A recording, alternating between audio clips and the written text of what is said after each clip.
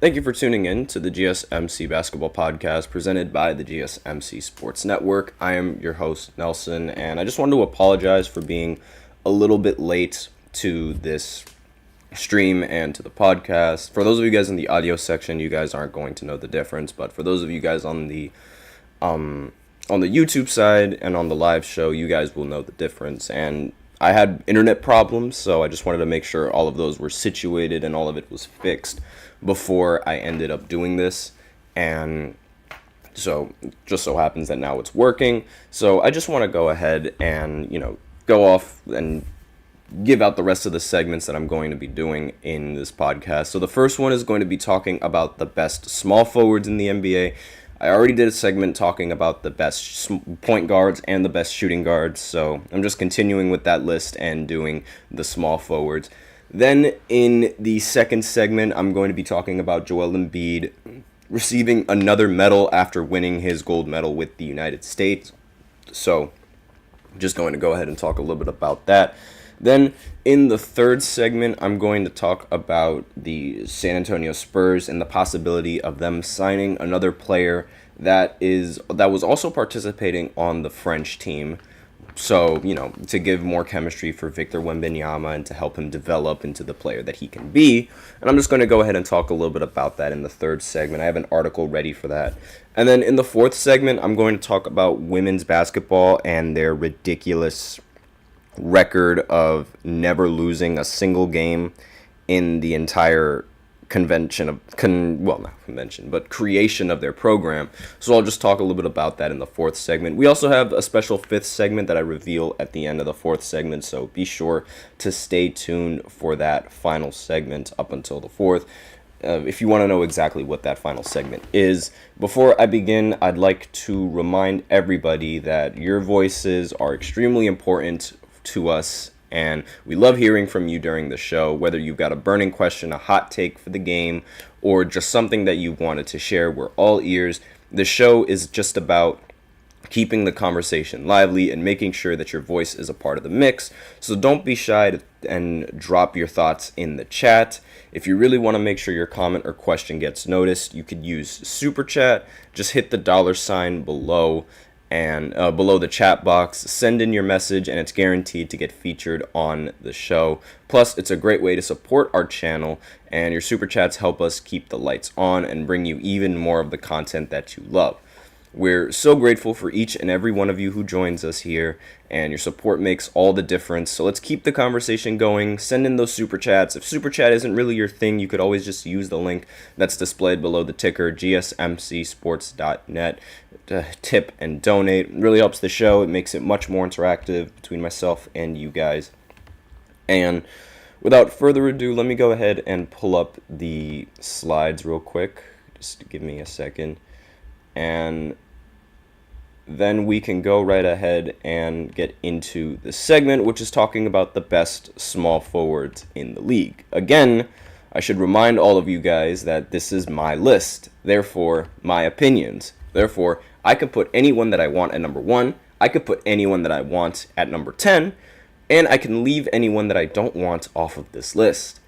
So if any of you guys have a problem with the list that I've made, maybe let me know in the comments and I'll see what you guys think and we can talk about it. I think I back my statements up pretty well when I make these kinds of lists, and the small forward position I think is a relatively easy position to look at to look at players and to figure out which player is the best, because it's usually the same two at 1 and 2, and those same two that you see at 1 and 2 come in either LeBron or Kevin Durant. I have LeBron as the best small forward in the entire NBA. I know a lot of people, they're going to go immediately to the comments and be like, oh, but LeBron didn't make it to the second round. The rest of these guys did. Or, oh, LeBron hasn't won since 2017 or something like that. And to that, I just say hater alert, because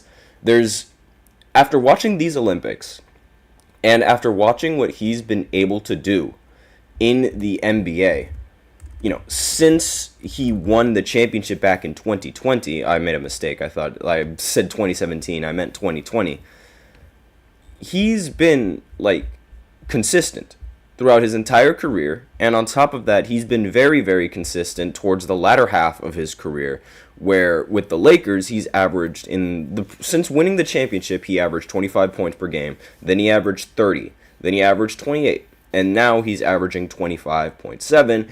On top of that, while shooting better from Stephen Curry from the three-point line. Yes, he shot better than Steph Curry from the free throw line this year.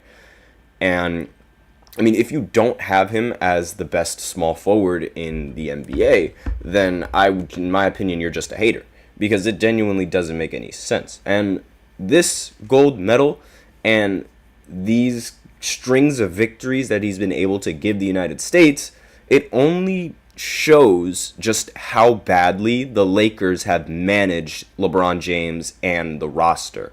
They've done a horrible, horrible job. And the fact that they even missed the playoffs while having LeBron is a sin in of itself. So it isn't the Lakers' fault that LeBron doesn't make it to the postseason. The Lakers are the reason why LeBron doesn't make it to the postseason. He's being held back by this franchise, which is crazy to say because this franchise is the same franchise that paired up Shaq with Kobe, that was also able to pair up Magic with Kareem, and have this history of building through draft picks and hitting on big name players, and they just haven't done that. Part of the reason could be because LeBron, and for as good as LeBron is, he also as opposites, attract, most of the time positives end up being repelled. Same thing with magnets. So whenever you bring in LeBron, it's like everybody else on the team either ends up playing worse because of the nerves when playing with LeBron, or they end up not wanting to play for LeBron and would rather go somewhere else. You see and you notice every single offseason, every single team avoids trying to make deals with Los Angeles. Every single team does this. And this ultimately affects their chances of acquiring talent via trades and acquiring them via free agency, which is something that they're so popular in doing. And you can blame it on LeBron, you don't blame it on LeBron, doesn't matter. He's the best small forward, end of story. The only other player that I would even accept being over LeBron would be someone like Kevin Durant. And even then, that's a very, very slim chance. Kevin Durant would have to do something incredible. Like in 2021, when he was or in 2020, 2021 to be a little bit more accurate, where he stepped on the three-point line and forced the overtime of Game 7 when it should have been a game winner. That was when everyone thought Kevin Durant was the best small forward in the league, especially since he returned from his injury, from the playoffs all those years ago when he tore his Achilles. And you can look at the stats, you can look at all of the accolades that he has. Him being at number 2 makes sense. And if it wasn't for LeBron being LeBron, then he would probably make number 1 on this list. Now, he didn't make it far in the postseason this year, but he does have championship belts under his. He does have championships under his belt, as well as playing really well in the postseason, not just for Phoenix, but also for Brooklyn, as well as Golden State, as well as OKC. He has the resume. He has everything that you could ask for in a small forward, especially the scoring prowess. That's he's considered as one of the best scorers, one of the best pure scorers in NBA history, and I wouldn't be opposed if that's your opinion on somebody as talented and as prolific of a scorer as Kevin Durant is. The lowest points he's averaged for his career was 25.8, or the lowest points per game average that he's had in his tenure, because he's been on several different teams, was with Golden State, when he averaged 25.8 points per game with Golden State. With Brooklyn, he averaged 29, and with Phoenix, he averaged 27. I have no idea how, when someone returns from an Achilles injury, they somehow become better, but that's just Kevin Durant. He's in the chat. What's good? Nothing much. I'm just, ranking my small forwards. I think Kevin Durant at 2 is a pretty solid pick, because the rest of the players under them, they might have had, the good season last year. But in terms of, the rest of the accolades and the things that I know they can do, I would put Kevin Durant over them. Now, this next player on this list, a lot of people, they might complain that he's not number one, or they might complain that he is, so low at number 3 because, Celtics fans, they're incredibly spoiled. I'm talking about Jason Tatum, obviously. I think that given this, even without... Actually, no, scratch that. With this championship, it sort of boosts him in, the small forward category. I would put players, before he won the championship, I would put players like Kawhi Leonard and Jimmy Butler over him. But since he did win the championship, and recently won the championship, as well as win the gold medal with the United States, I had to put him in the top 3, at least. I was against the fact that he wasn't playing in a couple of the games. While I'm not a big fan of, him and just the, for lack of a better term, aura that he gives off, I wish I could have used a better term, but I really couldn't, because it's the energy that I get from him. I don't know. Something about him just rubs me the wrong way. Maybe it's because he likes Kobe a little bit too much, and... too much of Kobe is not necessarily a good thing. And maybe, he thinks he's supposed to be maybe I feel like he thinks he's supposed to be the best player because Kobe was the best player. And, he's just not supposed, he just wants to be exactly like him and things like that. But it's I don't know why. I'm not a big fan of Tatum. But I do think he is, the third best small forward on this list. Him in the chat, he's saying otherwise. He doesn't know about that. But then again, when I reveal the rest of the players, you're going to see sort of why he's so high on this list, because there aren't really that many small forwards that are better than Tatum. I mean, he wasn't the best player in the finals, obviously. He wasn't even the best player in the Eastern Conference Finals either. But it's not like his stats and, the numbers that he was averaging are bad and warrant this kind of criticism. If he was playing really bad, how he did in 2022 in the finals, then I totally understand. But for last season, he averaged 26 points per game in the regular season, shot 47% from the field and 37% from 3, and he was doing everything in the postseason as well. He averaged 25 points along with almost 10 rebounds, I should say. And the only thing that was really bad about him was his three-point shooting. But everyone on the Celtics was a rusty three-point shooter. So I don't really hold that against him. And, I mean, he literally just won the championship. Compared to everybody else on this list, you can make the argument that, he's a little bit better than them. But I'll leave that to you guys and your opinions. Now, the next player on this list is Kawhi Leonard. Now, I know Kawhi Leonard in the postseason is a myth. A lot of people consider him unstoppable. And they would be right to consider him unstoppable. He's definitely one of the better postseason performers that we've seen in today's NBA. The one thing and the one reason why I don't put him over Jason Tatum is because he gets hurt. That is the only reason why I put Kawhi Leonard lower than Jason Tatum. It's because almost every single time in the postseason, since he's gone on the Clippers, when you desperately need him, he always doesn't show up. Because either he's injured or because he doesn't play well. In 2020, it was because he didn't play well. But in the rest of the years, he was injured. Not to mention the fact that the Clippers, without him, they were able to make it farther in the postseason than with him. And, that's always sort of rubbed me the wrong way, and I can't really put somebody that isn't available for these games higher than someone who was available for these games and ended up winning these games in the end. Those two finals MVPs, they really saved Kawhi, but for the most part of his career, Kawhi Leonard has always been on good teams. He gets most of the credit whenever things go right, and gets barely any criticism when things go wrong. Maybe that's because he's quiet, so the media just decides to leave him alone, unlike, certain small forwards in this league, LeBron. But just because, he's an introvert doesn't mean that, he's the most reliable player. And just because he's good in the postseason also doesn't mean he's the most reliable player. Because how can you rely on someone who keeps getting injured so early in the postseason? It's worse than Joel.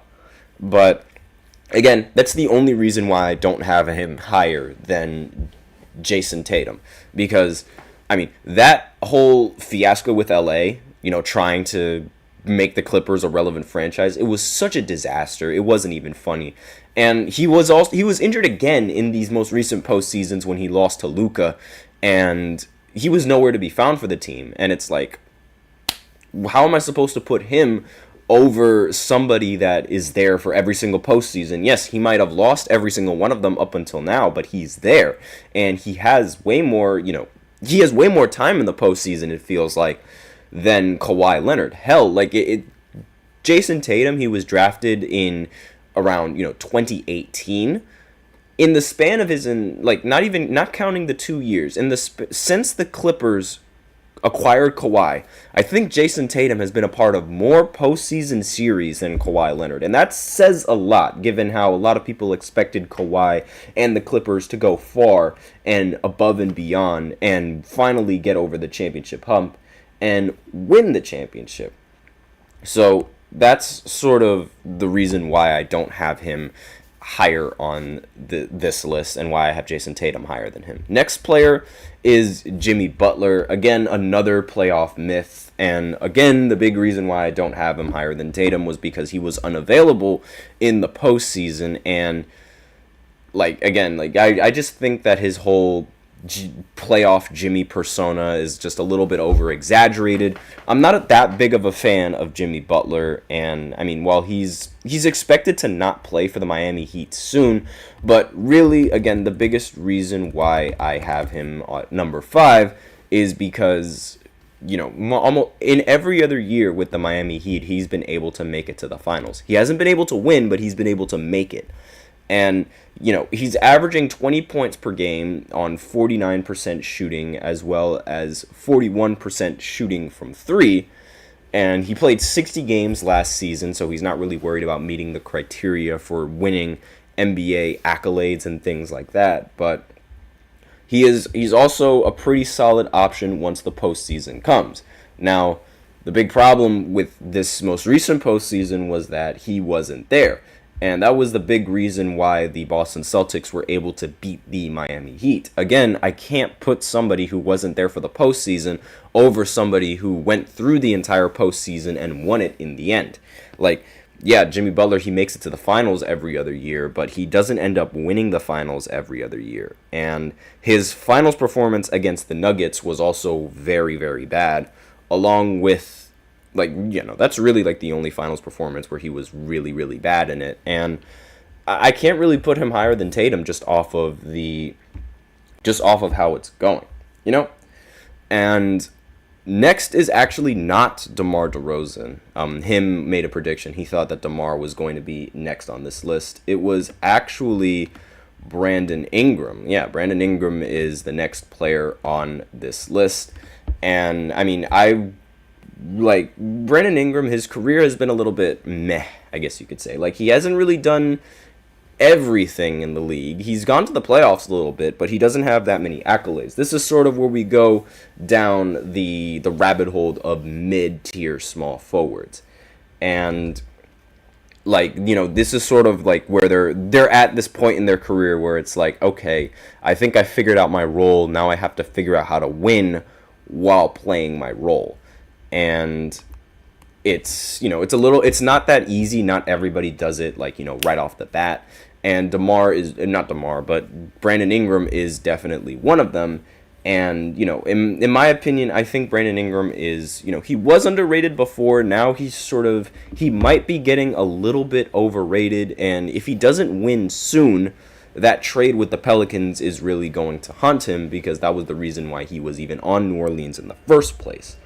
And again, I'm just I'm a little bit cautious when I do these small forwards, but not putting DeMar DeRozan over Brandon Ingram was a little bit risky, because I genuinely figured that DeMar and his play with in basketball, it's not really the same as Brandon Ingram and his play in basketball. So I'm going to go ahead and cut this segment up into two different parts because we are already over the limit of time. So I'm going to go ahead and finish off this segment in the next segment, as well as I'm going to go ahead and go into the second segment, which is going to be talking about Joel Embiid receiving the Order of Valor. So I'm just going to go ahead and continue this list, as well as, go into the next segment right after this short break. So be sure to stay tuned for that. I feel like I'm losing my mind. Is everybody in the world blind? Please, Lord, give me a sign, a sign. I feel like I'm losing my mind. Is everybody in the world blind? Please, Lord, give me a sign, a sign. I wanna be the greatest. Everybody on the fake shit. I look around and feel like everybody is the fakest. I make this every day and I'm impatient, hoping one day I blow up from the basement. Statement, the top is so vacant. I don't hear shit that I think is amazing. Waiting for my day when I'm playing sold out shows for 1,000 faces. Hey, give me that crown, get in my way and to be put down. It ain't your place, all this my town. If I want that shit, then I'll get it right now. I'm losing it, the noose it fits, I'm losing shit. A stupid myth, you choose to live or choose to dip. You choose to fight or lose your grip and lose a gift. Oh. I feel like I'm losing my mind. Is everybody in the world blind? Please, Lord, give me a sign, a sign. I feel like I'm losing my mind. Is everybody in the world blind?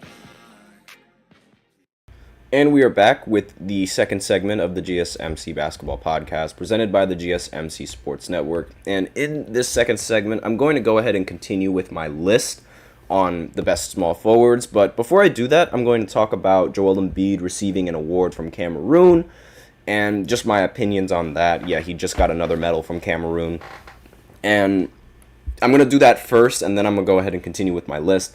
Before I get into both of those things, though, I'd like to remind everybody that, during the show, whether you got a burning question, a hot take on the game, or you just been dying to share something, we're all ears. So it's all about keeping the conversation lively. If you really want a comment or question to get noticed, go ahead and use Super Chat. Just hit the $ below the chat box, send in your message, and it's guaranteed to get featured on the show.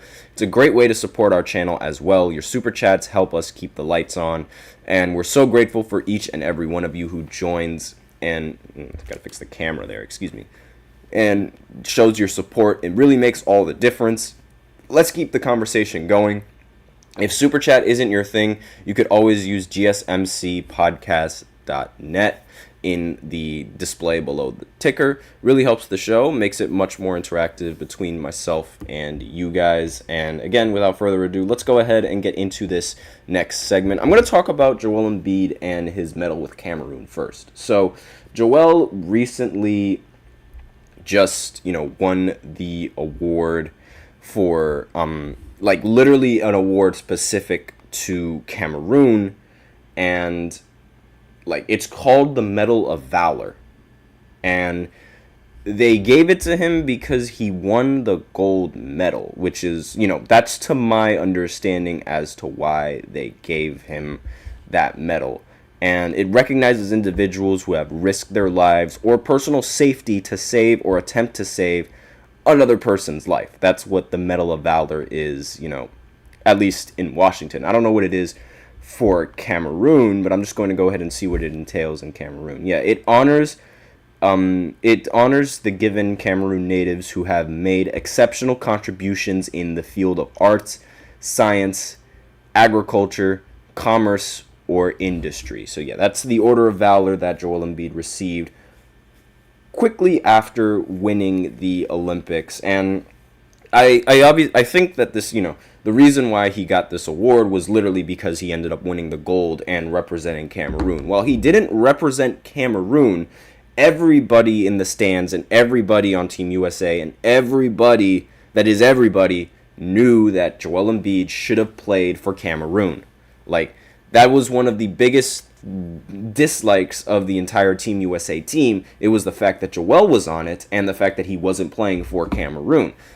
And, a lot of people, they like to say, oh, he was just easing his way into a gold medal, because like if you win when you're playing with the United States, you easily have the best chances of winning a gold medal in basketball. And I'm surprised that they gave this to him, but then I mean, I guess it comes with the unwanted recognition, because let's face it, he's very iconic, and he was either a good thing for Team USA or a bad thing for Team USA. Regardless, he gave you clicks. And every single time somebody mentioned Joel, there's always going to be that other person that mentions he's from Cameroon, he shouldn't even be on the United States, and that gave them all the attention. On top of that, winning a gold medal for a lot of countries is one of the highest, honors that you can get. Like, winning a gold medal is really, we like to, in the United States, we treat it as child's play, because it's like every single time we have several athletes that win the gold medal, so we don't really think it's a big deal. But you also have to remember that there are so many other athletes that didn't medal and didn't end up winning a medal. And so winning one and letting that one be gold weighs a lot. Like, it weighs a whole lot more than what we think it is. And Embiid, like in the post, like I guess you could say the interview that he had over there, it was a good experience. It's been a grind being away from home and family for a few weeks, but the group of guys we have made it easy. Paris is a great city, and the next one is in Los Angeles.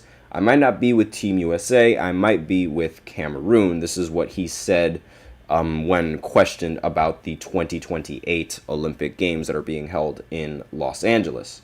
And I honestly don't know. Like, I mean, will a lot of people, like him more that he's on Cameroon, or a lot of people going to dislike him now because he abandoned the United States? But we'll see how that goes. I mean, let me know in the comments what you guys think. Do you think he deserves the award, or do you think he doesn't deserve the award? So, with that out of the way, I'm going to continue with this list. So we left off at Brandon Ingram, who was left off at 6. So now we're at number 7, who is DeMar DeRozan.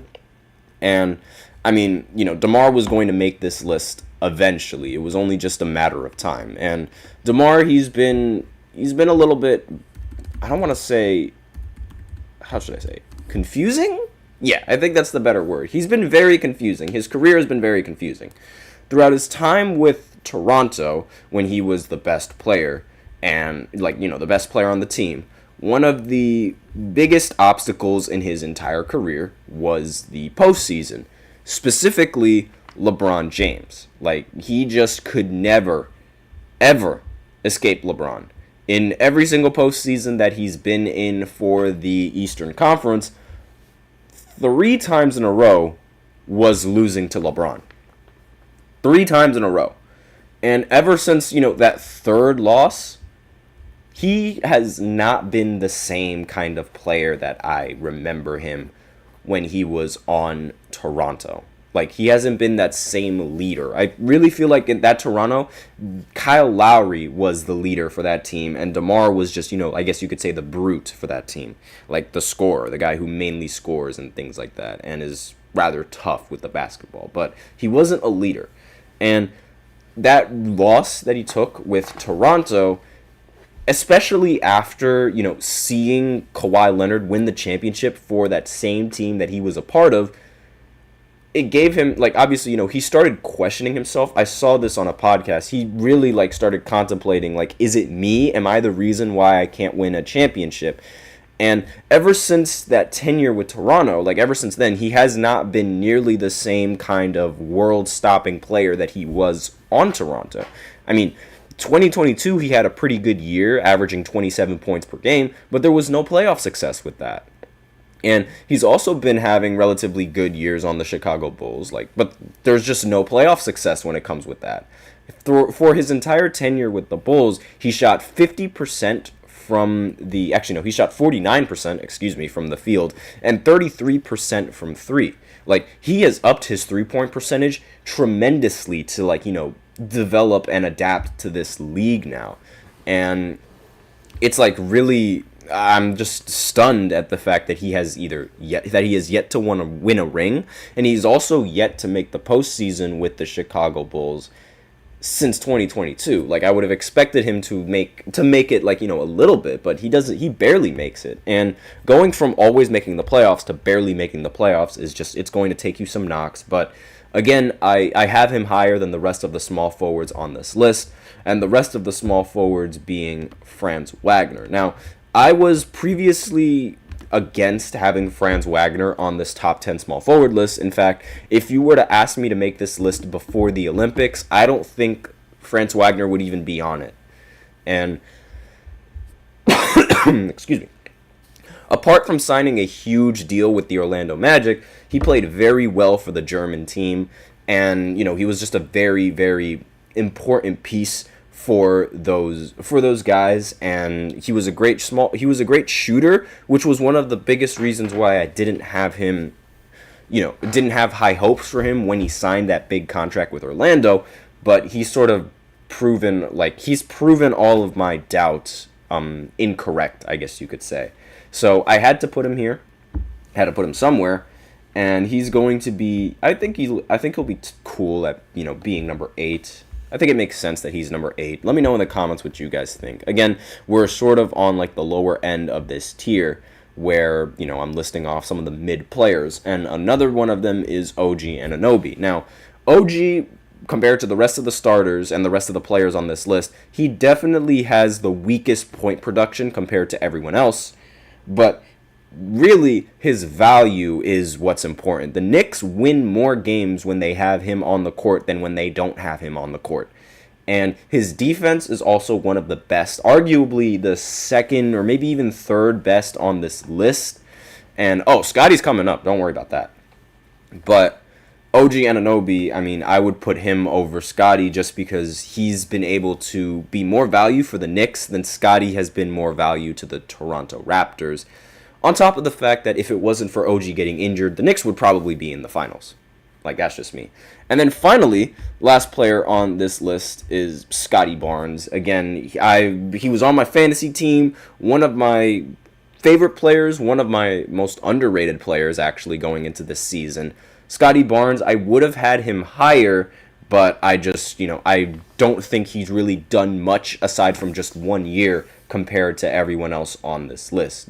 Maybe I put him over OG, but that was a big maybe given off of the fact that OG was healthy for a majority of the season to help the Knicks while Scotty Barnes was injured. But before Scotty Barnes got injured, he was leading the Raptors in every single stat. Points, rebounds, steals, assists, and like any sort of stat and blocks as well. I completely forgot about that. Every stat that you could think of, Scotty Barnes was leading in it for the Raptors. And he was the best player that I had on fantasy. He was so unbelievably consistent for my fantasy team. Like, I couldn't believe how consistent that he was. Like, he was getting triple-doubles, double-doubles, like, every single night. And he's definitely a sleeper pick. If you guys are looking for a fantasy draft, he's definitely a huge sleeper pick. A lot of people don't really pick up on him because he's on the Raptors and because they don't think that he gets that many stats. But he was a huge steal for my team. And we didn't pay attention to the league much afterwards, but I did. And I remember I was in the lead every single week. Like, I'm actually gonna go ahead and pull up my my former fantasy team right now to see if I still have a picture of it, or to see if I still have a do I count Zach as a small forward? No, he was on my top 10 shooting guards list, so no, I do not count him at small forward, especially with DeMar playing as well. I count him as a shooting guard, but that's just me. And I had LeBron on the team, I had Scottie Pippen on the team, I had Anthony Davis on the team, and they're all very, very valuable. Like, all of those guys that I just mentioned, they were some of the best picks that I've had. And I really wanted to get Jokic. Like, everyone wants to get Jokic, but I couldn't. And so I made do with what I could. And that's really all that I have for the small forwards list. Again, let me know in the comments if you guys would change anything, or if you guys agree with this list, or if you wouldn't change anything at all. Or if, I missed a player, because maybe I did miss a player. I don't think I did. I spent a good time on this list, but I don't think I missed a player. And let me know in the comments what you guys think of this list. So we're going to go ahead and go into the third segment where I talk about the Spurs and the possibility of them signing a new player to the team that could potentially help Victor Wembanyama develop. I'm just going to go ahead and talk about that. I have the article pulled up right here, so be sure to stay tuned after this short break. Looking for your daily fix of sports talk without having to pay for it? GSMC Sports Network is available on YouTube. Just search GSMC Sports Network. Get your fix of daily sports talk shows on YouTube, absolutely free. NFL, college football, NBA, MLB, MMA, UFC, fantasy football, and so much more.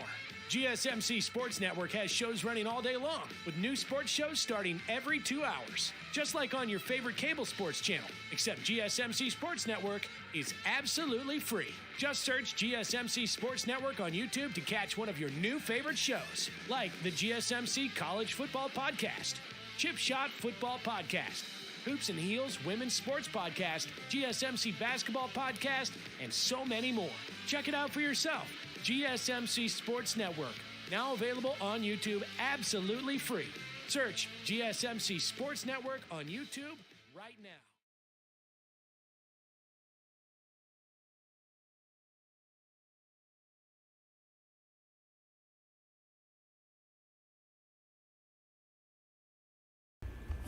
And we are back with the third segment of the GSMC Basketball Podcast presented by the GSMC Sports Network. And in this third segment, I'm just going to be talking about this article that's saying that the Spurs should probably sign a former EuroLeague MVP and, just given the aftermath of these Olympics. So I'm just going to go ahead and read over this article and just give my opinion. So in the contending years of Greg Popovich's tenure with the Spurs, the team was a pioneer in seeking overseas talent. Now that is definitely like one of the things that the Spurs excelled at in the early stages of, I guess you could say, their their popularity. That's the word, yeah. And some of their best players are international players. Like, you have Tony Parker, he's French. You have Manu Ginobili, he played for Argentina. Tim Duncan, he was United States, but Tim Duncan, ironically, he's the guy that doesn't have a gold medal. Yeah, a lot of people forget that he was on the 2004 Olympic team, and in 2004, the United States was god-awful. Like, I'm not even joking. This was like, most of the United States men's losses came in 2004, and it wasn't a good time to be a basketball fan for the United States, and it was really tough just even showing your face as an NBA player after that catastrophe in 2004. And one of the big problems, like, I see a lot of people, they don't really realize just how bad that 2004 team is. Half of the team was, like, split up. It was half veterans and half of it young guys. And the young guys were Carmelo Anthony, LeBron James, Dwayne Wade, people like that. And the coach wouldn't play the young guys. And not to mention, the rest of the staff also didn't know how to deal with the young guys. And so, it was usually just, like, the group of old guys chilling out with, and the group of young guys would be chilling out, but there wouldn't be any sort of chemistry. Like, people would, like, this was sort of when the United States thought, like, okay, just send in some of the best NBA players and they'll figure it out. Like, that was the state of where the world was at the time. Now, in 2004, that was when people realized that the rest of the world was catching up to them in terms of skill on a basketball court, and that you can't just put talent together and expect to beat these guys, because they've been playing as a team way longer than most of the United States players have even been playing as a team. And so, when you have a team go up against another team and that other team has better chemistry, I might have confused a lot of you. If you go up against a team that doesn't have good chemistry, compared to a team that has good chemistry, they're going to pick you apart. And that's exactly what happened in 2004. So the Spurs, seeing how quickly the other world was advancing, they went ahead and they jumped on that. They went and they started signing a bunch of overseas players, and the rest of the league, eventually they followed suit, and eventually everybody had their foreign NBA player that's just a demon and a myth or a legend or something like that. And Who was the coach? I don't remember who the coach was. It wasn't Coach K. That I know. It wasn't Coach K in 2004. I mean, I was 1 year old when this Olympic team was made, so I have no idea who the coach was. I'll go ahead and check right now. And let me just see. Let's see. Coach for Olympic basketball. I know it wasn't Coach K because they brought Coach K in 2008 just so that way they could have a better chance in winning the Olympics. It was Larry Brown who was the Team USA coach of 2004. He did not like LeBron or Melo or Dwayne Wade on the team. Like, he just barely used them. And, that's who the coach was if you were curious. And back to what I was saying and what I've been wanting to say before I went on this tangent with Olympic basketball.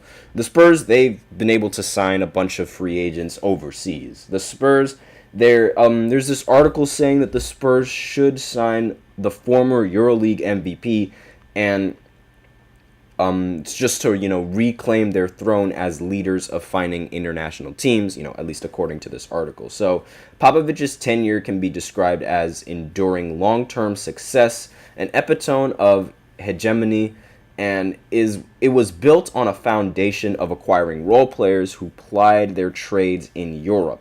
Their 2014 championship is perhaps the best example of their dominance, characterized by foreign influence. Their star big man, Tim Duncan, was born in U.S. territory of the Virgin Islands. Tony Parker, he was raised in France. And the greatest six men of all time, arguably Manu Ginobili, spent 3 years in Italy after being drafted by the Spurs in 1999. And they also had Thiago Splitter, Boris Diaw, Marco Bellinelli, and Aussies Patty Mills, and Aaron Baines coming off of their bench for that championship team with the Spurs. They had a lot of international players on that team. So the league has since caught up with the Spurs, and it is more challenging to bring top international prospects like, for example, Giannis, Jokic, Luka Doncic in back-to-back years. The first overall picks were international picks as well. Victor Wembanyama, Zachary Risacher, they're both French players and captured the imagination of NBA front offices while playing in the Premier of France because, the French, they have a separate league. And hold on just 1 second. They were playing in the French division, the LNB Elite. To put this into perspective, the Olympics currently feature 69 non-American NBA players heading into the 2023-24 season. There were 125 international players on an NBA roster. And the former EuroLeague MVP is currently in the NBA. The team has been forgettable, the team that he was drafted to. Vasilije Micic, again, forgive me if I completely messed up the name. He's on the Charlotte Hornets. Last season, the coaching staff experimented with his height and using a larger ball handler to play the point guard because, Victor Wembanyama was just a rousing success. And this sort of allowed, this was featuring Jeremy Sochan and then Malachi Branham as the lead guards. However, Trey Jones ultimately secured the starting role due to the struggles of others, though it's evident that Popovich remains intrigued by the idea of utilizing a bigger playmaker. This is where Micic comes into play. The 30-year-old, standing at 6'5", joined the Thunder last season after earning EuroLeague MVP. However, he struggled to find his place in the rotation on a contending team. Micic came off the bench for 30 games, facing challenges with scoring and efficiency, which wasn't unexpected given the adjustment period. After being traded to the Hornets, his performance improved in a larger role, particularly in terms of his assist percentage, and despite his NBA struggle, like his struggles from three, shooting 37% from three, he worked on his shot with the Hornets and demonstrating his humility and willingness to learn. As a veteran without an ego, he could offer valuable insight to a young team, and his offensive skills could be a very significant asset. Now, They should also, the article continues to go on saying that the Spurs should sign Gershon Yabusele, who has been dubbed the nickname the French Ben Wallace. And yeah, no, like if you look at him, he looks like Ben Wallace, and he plays for France, so it makes sense why he would be considered the French Ben Wallace. He averaged 14 points per game, scoring 20 points in the gold medal game, and he's become the sort of toast of the NBA ball, and he is eager for his return to the NBA. And he last appeared in the NBA 5 seasons ago before heading back to Europe, where he developed into a skilled player. However, several NBA teams have open roster spots to sign him. The Spurs should be one of those front runners to sign him, and I think it makes sense because it's like him in the chat. He said it's crazy that Patty Mills is still a quality player. He recently he signed a contract with I forgot which team it was, but I do know he signed a pretty it was a low contract given the money that he used to be paid. But yeah, like he's a very quality type of player, and he's one of those players that a lot of people really would want on your team. But again, this is sort of like, the French Ben Wallace, he was, I call him the French Ben Wallace. I think that's a very solid nickname. He dunked on LeBron, probably the most famous clip of his entire career, dunking on LeBron. And I don't see why the Spurs wouldn't try and acquire him. He already has the chemistry with Victor, and from what I saw on the court, he only does what the team needs him to do. So I wouldn't really it wouldn't hurt having a Draymond type of player. I always say that Draymond players, they're always people that play like Draymond, they're players that don't get picked first, but it's like when you have them on the team, you're like, yes, thank the Lord that they're on my team. They're one of those kinds of players where it's like you want them on your team, but you don't want to go against them. So that's my comments on that. Let me know in the comments what you guys think. So in this fourth segment, I'm going to go ahead and go over and switch to women's basketball because they recently won a gold medal as well. And I'm just going to go ahead and talk a little bit about them in this fourth segment right after this short break. So be sure to stay tuned.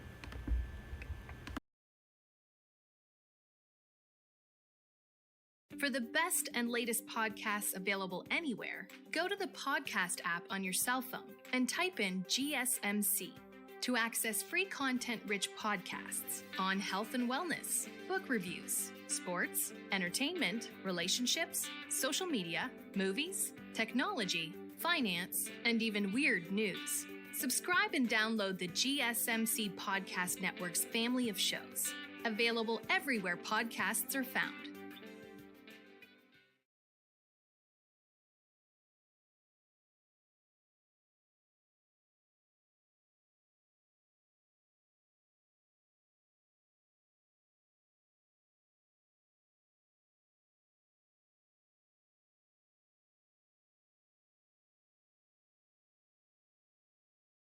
And we are back with the fourth segment of the GSMC Basketball Podcast presented by the GSMC Sports Network. And in this fourth segment, I'm going to be talking about the women's basketball team and their rousing success overseas. A lot of people, they didn't really like this Olympics team, mainly because Caitlin Clark wasn't on the Olympic team, but, wrong slide.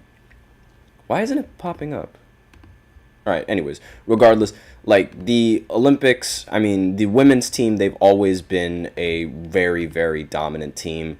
And, they're arguably the best sort of organization, I guess you could say, outside of, okay, for some reason this isn't showing, which I don't understand. All right, there we go.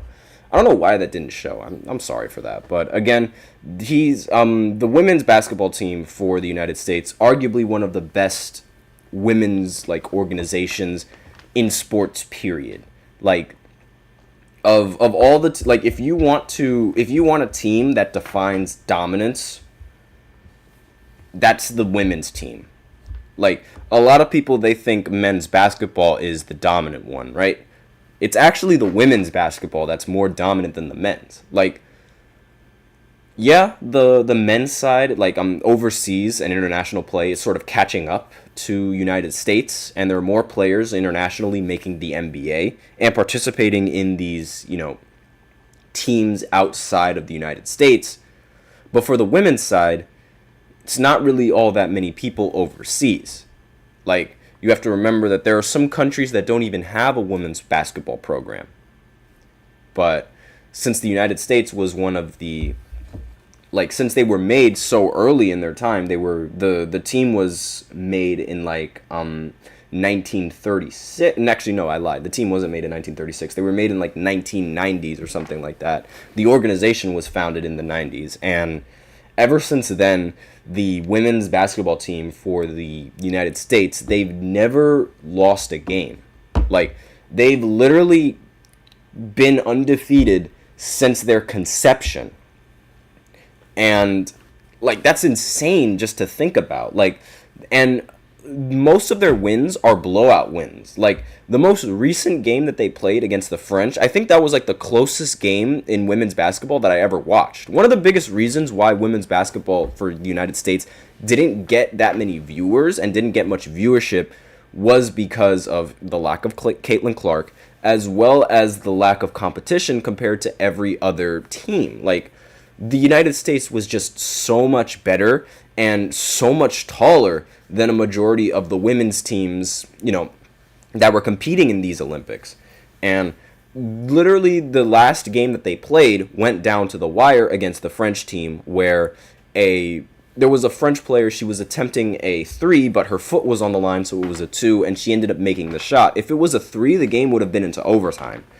And we might have a different result, we might not. But again, that was a very, very close game, and one of the closest games that I watched, and which is crazy to think about considering how the women's basketball team has been around since the 90s, and that was their closest game. They have yet to lose. According to this article that was written 5 days ago, the women's basketball team has won 61 consecutive games in Olympic contests, and they recorded a record 8 straight gold medals that this previous Olympic run. They have yet to lose, and that's really crazy to think about, because it's when we talk about when we talk about United States basketball, we only think of the men's side and just how dominant the men are in the sport. We do not even think about how much more dominant the women are than the rest of the men. These women hoop. These women can hoop. They never lose. And it's really crazy to think about how the women's side, the side that gets slandered and scrutinized a lot, ends up being the team that ends up winning every single time. If you want a guaranteed gold medal, just root for the United States women's basketball team, and you're almost guaranteed to win it every single time. And it's when are they going to stop? I mean, it doesn't seem like they're slowing down, and it doesn't really seem like the world is catching up quick enough to these guys, especially now that Caitlin Clark is in the league. I don't know if there's going to be anyone that beats the women's USA team. If anyone beats the United States women's basketball team in the Olympics, that will be the biggest headline in the entire Olympics. Straight up, United States women's basketball team loses and ends their streak of consecutive wins, because 60 plus consecutive wins is ridiculous. It's absolutely ridiculous. And the fact that they've just been so ahead of everybody, because, these Olympics, they happen every 4 years. So every single 4 years, it's most likely going to be a different team. The fact that they've been undefeated for this long is insane. And it just really shows just how talented the women are in the United States, and just how talented these WNBA players are when compared to Olympic players that play for women's basketball. It's staggering. And women's basketball, they just came back from, playing in the Olympics. And, since they just came back from playing in the Olympics, they still have to finish out their regular season. And I'm just going to go ahead and look at some of the teams that are either in a competing spot in the WNBA or are doing really well, despite their players being on an Olympic journey, I guess you could say. I'm going to call it an Olympic journey, because why not? And the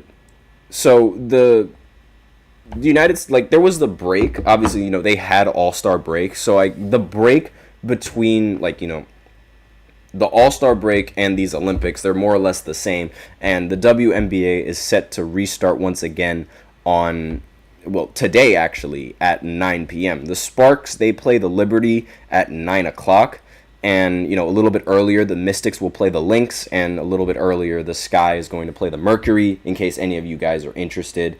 And most of these teams, they're probably going to have to readjust to having, well, not really readjust, but they're going to have to try and get their chemistry back again. It's not the same team that they were playing on. So let me know in the comments who you guys think is going to end up winning the WNBA championship. I have my money on the Liberty.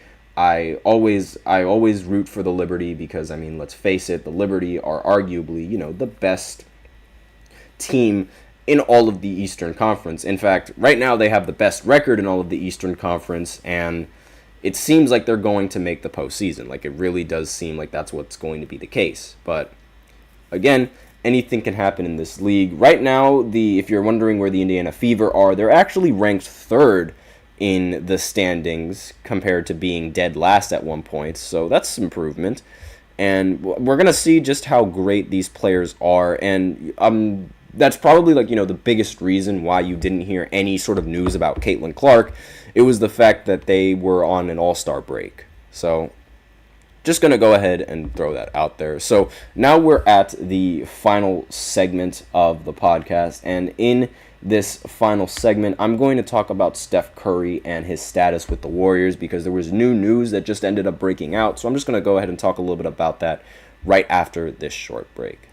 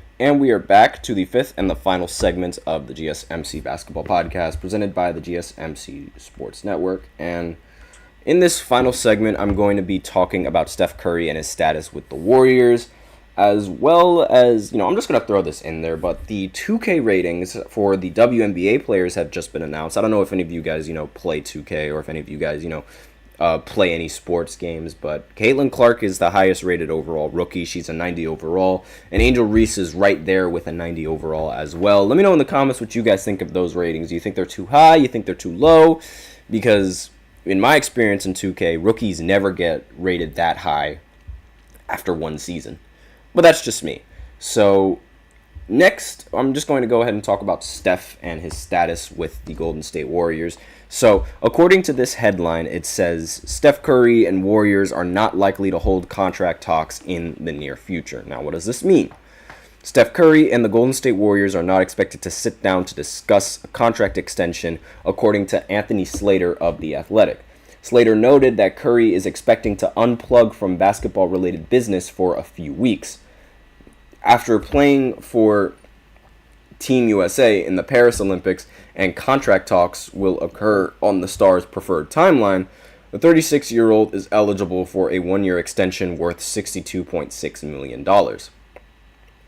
Curry should still have more than enough time to negotiate with Golden State's front office regarding his extension, but as the deadline to reach an agreement on August 21st. He has 2 seasons remaining on his 4-year, $215 million deal that he signed all the way back in 2021.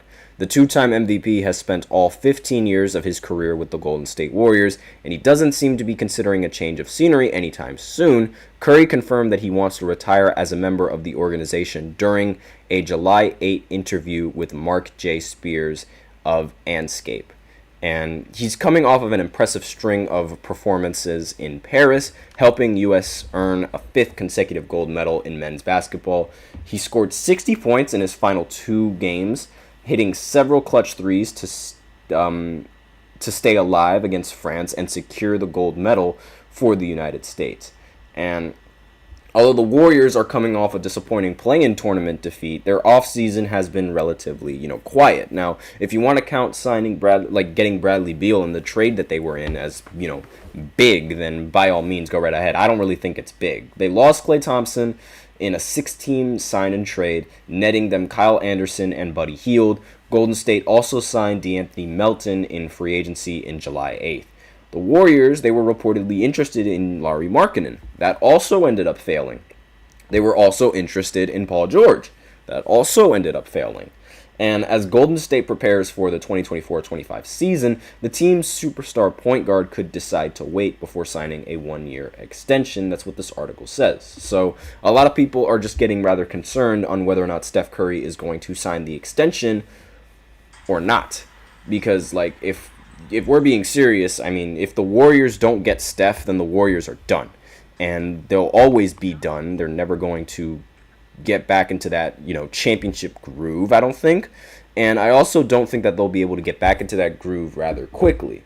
Now, really, Steph, one of the best players that the league has seen, period.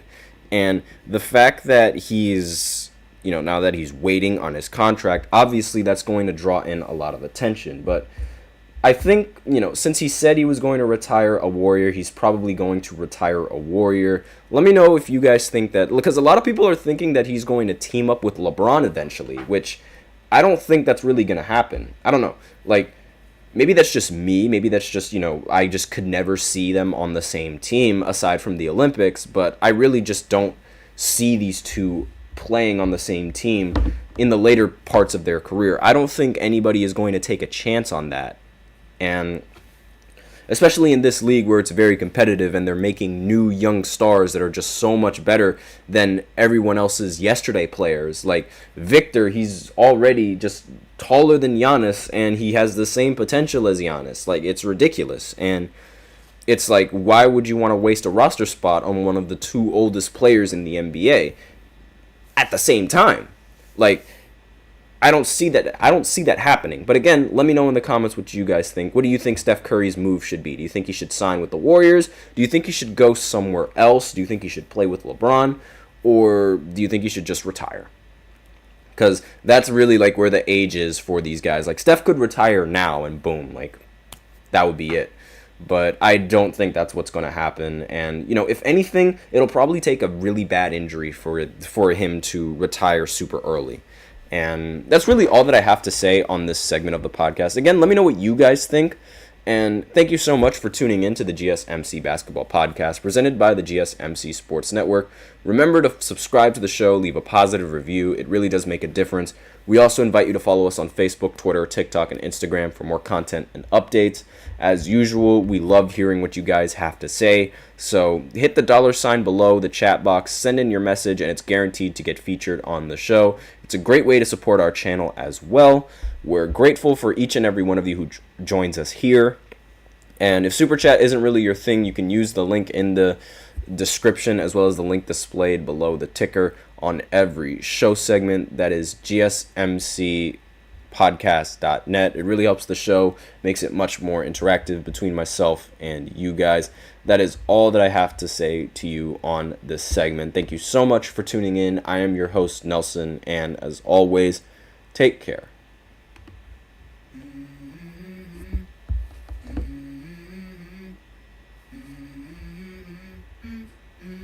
Let's go.